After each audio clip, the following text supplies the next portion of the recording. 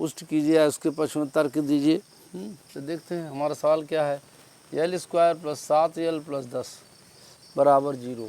तो देखते हैं यहाँ 10 है, 10 के ऐसे गुणनखंड करते हैं कि जोड़ने पर चाहे घटाने पर, चाहे जोड़ा जाए उसको चाहे घटाया जाए तो 7 आना चाहिए और गुणा करने पर 10 आना चाहिए। देख लें सीधा सा है, यहाँ पर 10 लिखते हैं रफ में, तो 2 पंचे 10, 5 एक कम 5, यहाँ 5 और 2 जोड़ने पर 7 आ जाएगा और 5 का गुणा 2 में करेंगे तो 10 आ जाएगा।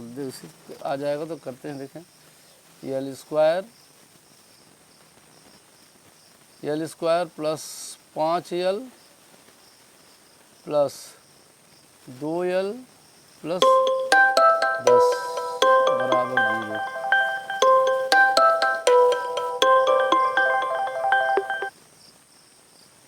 तो देखते हैं यहाँ पर हमने क्या किया, 5 और 2, देखिए 5 2 कर दिए, 5 और 2 जोड़ने पर 5l और 2l जोड़ने पर 7 होगा और 5 और 2 को गुणा करेंगे तो 10 हो जाएगा। हाँ?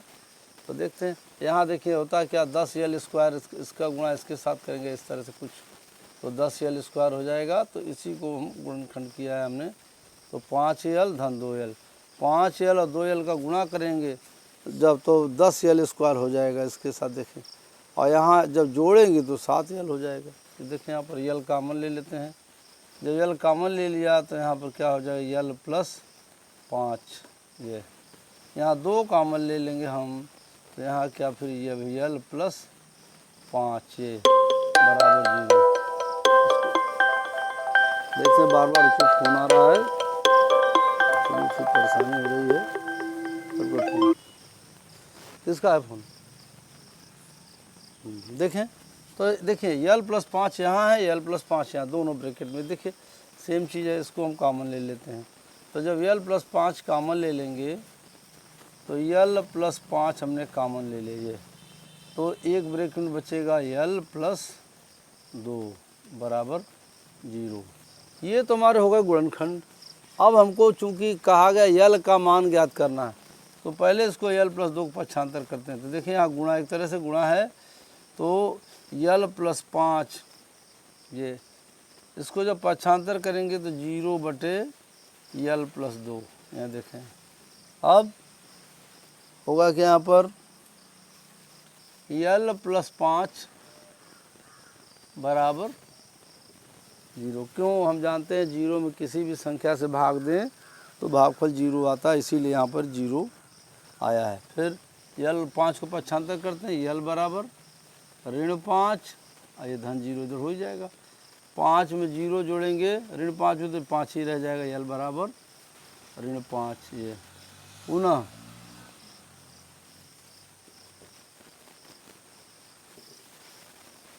फिर ये लाइन लिखते हैं, ये वाली लाइन पुनः एक बार लिख रहे हैं, यल प्लस 5 दूसरा मान लाने के लिए यहाँ पर एक में यल प्लस 2 बराबर 0। अब यल प्लस 2 बराबर, देखो उसको ऐसे कर लें, यहाँ हो जाएगा 0 बटे यल प्लस 5, ये यल प्लस 2 बराबर 0। देखें अब इस 2 को पक्षांतर करते हैं तो यल बराबर ऋण 2 और धन 0 कर लेते हैं, यल बराबर ऋण 2, यानी कि अब इसको मिटा देते हैं यहाँ पर ये जो लिखा था। और यल के यानी यल के 2 मान क्रमशः क्या क्या मान आ रहे हैं, यल के 2 मान ऋण 5 तथा ऋण 2 है। अब देखो उत्तर की जांच कर रहे हैं, यहाँ पर उत्तर की जांच, यहाँ देख यल का मान बारी बारी से रखेंगे इसमें तो ये सिद्ध होना चाहिए। देखते हैं यल बराबर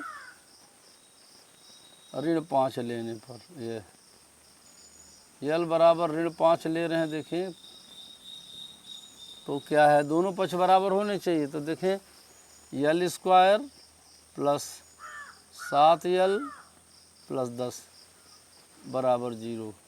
इस साइड में मान रखेंगे हम बाएं पक्ष में, तो ये हल हो के 0 आना चाहिए क्योंकि दाएं पक्ष में 0 है, हैं?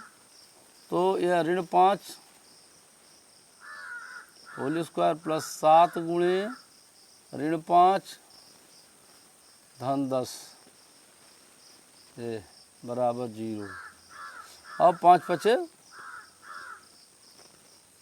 25 हो गया, और ऋणात्मक संख्या वर्ग होती धनात्मक संख्या बन जाती है, तीसरे बना यहाँ पर। अब 7 पचे 35 देखें, और धन 10 बराबर 0। ये इधर कर लें 25 धन 10 ये ऋण 35 ये बराबर 0।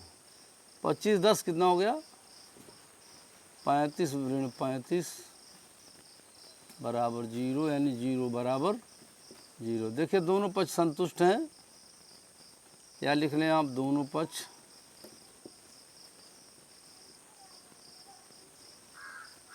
बराबर। एक बार और देख लें पुनः, क्या है यल बराबर ऋण 2। देखिए दूसरा मान ऋण 2 आया यहाँ पर ना, इसको भी ले यल बराबर ऋण 2।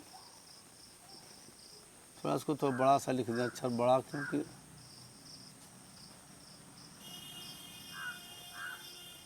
देखिए मुझे बता दें, कमेंट आया था कि बड़ा अक्षर लिखें, तो देखिए बड़ा अक्षर लिखने का प्रयास कर रहे हैं हम।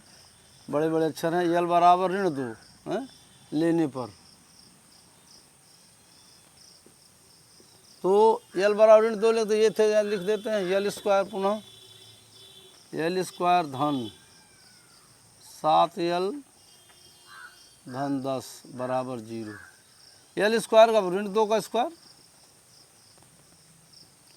धन 7 गुणे ऋण 2 धन 10 बराबर 0। अब 2 दूनी 4। देखिए ऋणात्मक संख्या वर्ग हो तो धनात्मक संख्या बन जाएगी, ये 4 हो गया धन, देखिए गलती हो रही है यहाँ पर, 7 दूनी 14। देखिए ये ऋण प्लस माइनस माइनस होता है यहाँ पर, तो 7 दूनी 14 ऋण 14 धन 10 बराबर 0।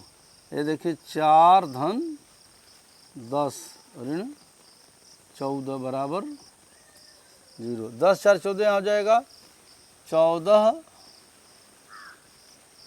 ऋण 14, 10 4 14 और 14 ऋण 14 बराबर 0, यानी 0 बराबर 0। अब देखें दोनों पक्ष, यहाँ भी देखें बच्चों दोनों पक्ष, यहाँ दोनों पक्ष बराबर हो गए, यहाँ भी दोनों पक्ष बराबर हैं, अतः यह उत्तर सत्य है। यहीं पर बच्चों वीडियो हमारा संपन्न होता है। अब मैं वीडियो देखा इसलिए बहुत बहुत धन्यवाद देते हैं हम आप सबको।